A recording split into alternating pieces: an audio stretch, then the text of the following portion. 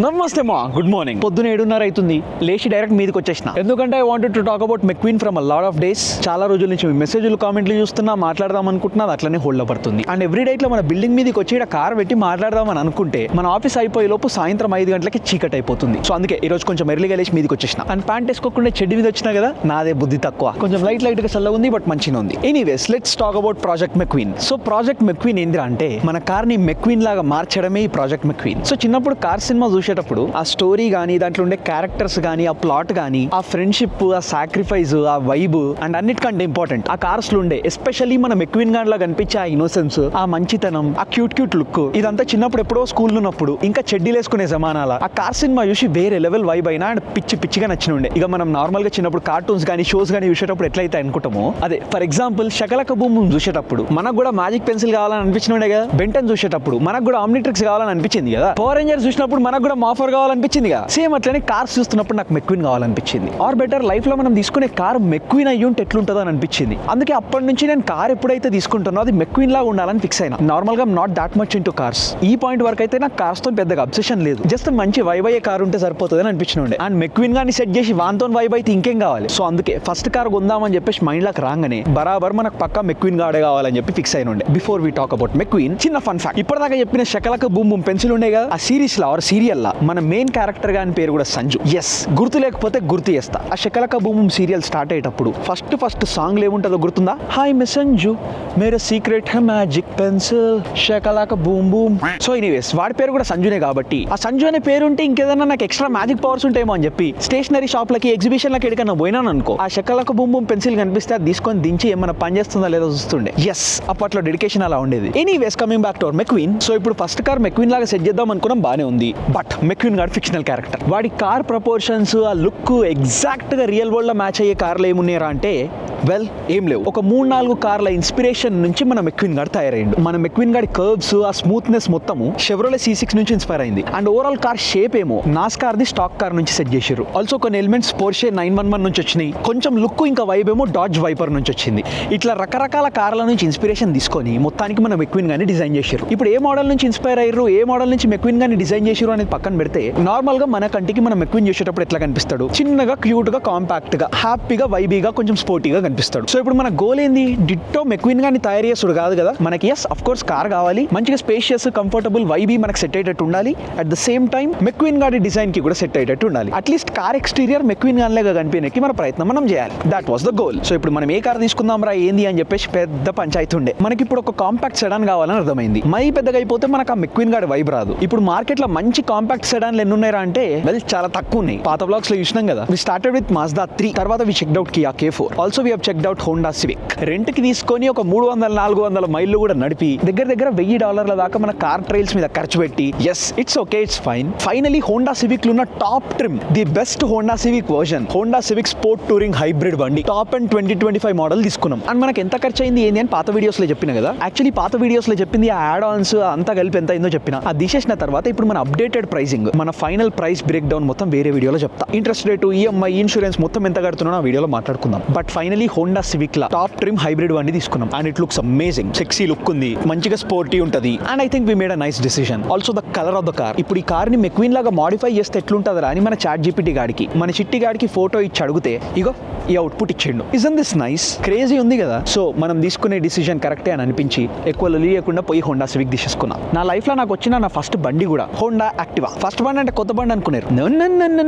Dad almost ఒక 10 ఏళ్ళు వాడిన తర్వాత, నేను ఎప్పుడో 7th 8th క్లాస్ లో ఉన్నప్పుడు కొన్నాడు అనుకుంటా. నేను బీటెక్ సెకండ్ ఇయర్ కి వచ్చిన తర్వాత, నాకు లైసెన్స్ వచ్చిన తర్వాత డాడీ ఇంకొక బండి కొనుండే, అప్పుడు ఈ యాక్టివాని తీసుకున్నా. ఆ హోండా యాక్టివా మీదే మనం ర్యాపిడో చేసి రక్తాలు చిందించినాం. సో మళ్ళీ అటు పోయి ఏవేవో కార్లు చూసి ఫైనలీ మళ్ళీ హోండాకి వచ్చినాం కాబట్టి దిస్ ఇస్ నైస్. ఆల్సో ఇంకొక ఫన్ ఫ్యాక్ట్, నాకు ఈ మధ్య జాపనీస్ కల్చర్ అన్న, జాపనీస్ ఫ్యాషన్, జాపనీస్ యానిమే ఇవన్నీ బాగా ఎక్కువ వైబ్ అవుతున్నా, నాకు ఎక్కువ నచ్చుతున్నాయి. ఆఖరికి ఇప్పుడు కూడా పొద్దున్నే జాపనీస్ స్టోర్ నుంచి కొన్న ఓవర్ సైజ్ టీ షర్ట్ వేసుకొని వచ్చిన. అండ్ హోండా కూడా జాపనీస్ దే కాబట్టి it feels nice as well. Anyways ఈ రోజు December 16th, మనం car November 14th children's day రోజు కొన్నాం. వెల్ చిల్డ్రన్స్ డే రోజు ఎందుకురా అంటే చిన్నప్పటి నుంచి మనకి ఈ మెక్విన్ కొనాలని కోరికుంటుండే కాబట్టి చిల్డ్రన్స్ డే రోజే తీసుకున్నా.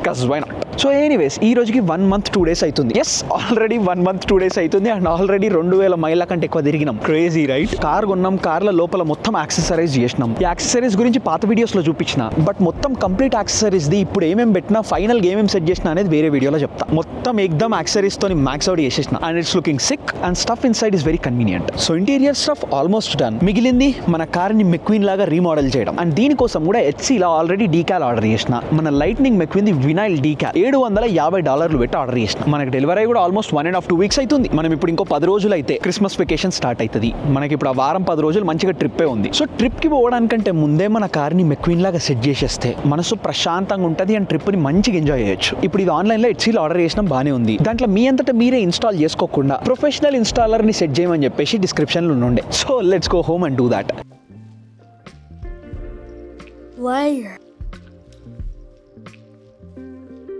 Alright, time to cook something. ఏం చేద్దాం రా అని కుకింగ్ హాట్ పెట్టుకొని ఆలోచిస్తుంటే I feel like eating something fancy today. So స్పాగెటీతోని మంచి పాస్తా చేసుకుందాం అనిపించింది. ఏదో పాస్తా ఎందుకు, వైట్ సాస్ పాస్తా చేస్తే బాగుంటది కదా అని అదే ఫిక్స్ అయినా. నార్మల్ ఇంట్లో స్పాగెటీతోని చైనీస్ నూడిల్స్ లాగా చేస్తాం. నేను చేస్తుండే, కానీ ఈ రోజు కొంచెం పాస్తా లాగానే తినాలనిపిస్తుంది. So I just started with the cooking.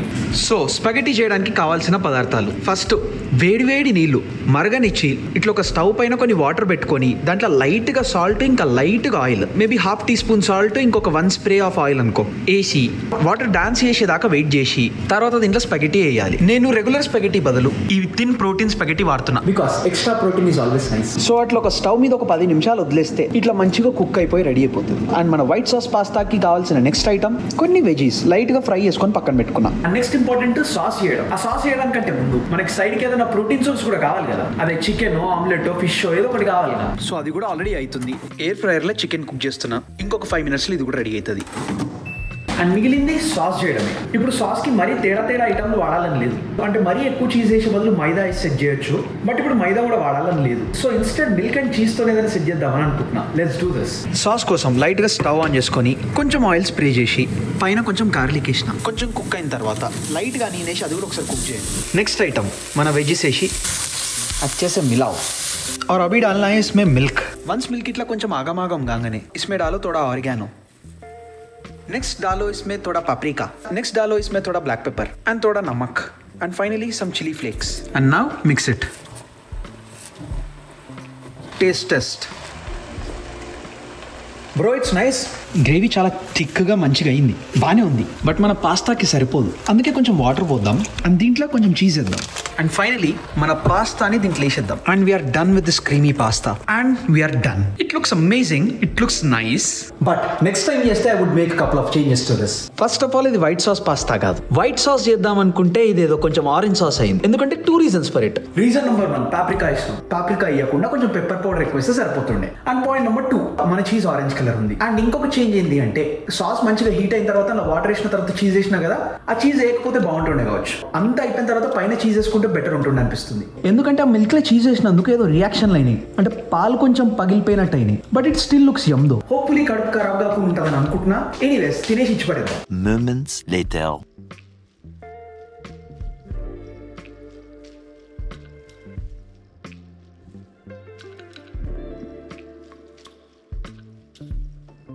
Mom, it's about 5:30 PM right now and I'm done with my office work for the day. ఇంకా చేసుకుంటా కూర్చోడానికి నాకు ఓపిక లేదు.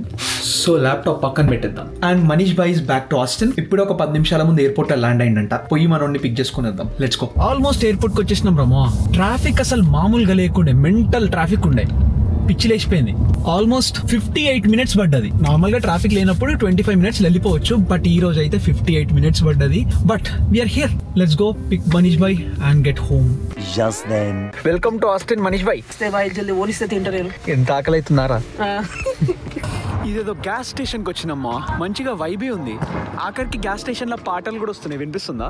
మనోడు కార్ ఆఫ్ చేయకముందే దిగేసి సొప్పని లోపల కొరికేయండి. సో బయట గ్యాస్ స్టేషన్ ఉంది, అక్కడనేమో జనరల్ గ్యాస్ స్టేషన్ స్టోర్ లాగా ఉంది, ఇక్కడనేమో లిటరల్ రెస్టారెంట్ లాగా ఉంది. ఈ బర్గర్ ఆప్షన్స్ చూసి మనోడు పక్కా ఇక్కడ తిందామని చెప్పి ఫిక్స్ అయ్యిండు. బర్గర్స్ అన్ని అవుట్ ఆఫ్ స్టాక్ అంట.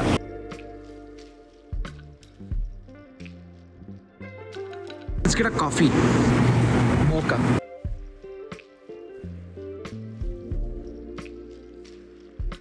బండ్ల ఫ్యూయల్ అయిపోయింది. ఆల్మోస్ట్ ఇంటికి వచ్చేసినాం. ఒక్కటే ఒక పుల్ ఉంది, 13 మైల్స్ ఉంది. సో ఫ్యూయల్ కొట్టియడానికి కాస్కోకి వచ్చినాడు. మనడు ట్యాంక్ ఫిల్ చేస్తుండు. More moments later. Reached home and ఒక 4 రోజుల ముందు సోఫా ఆర్డర్ చేసి ఉండే కదా. సోఫా మొత్తం 3 డిఫరెంట్ డబ్బాలలో డెలివరీ చేస్తా అన్నారు.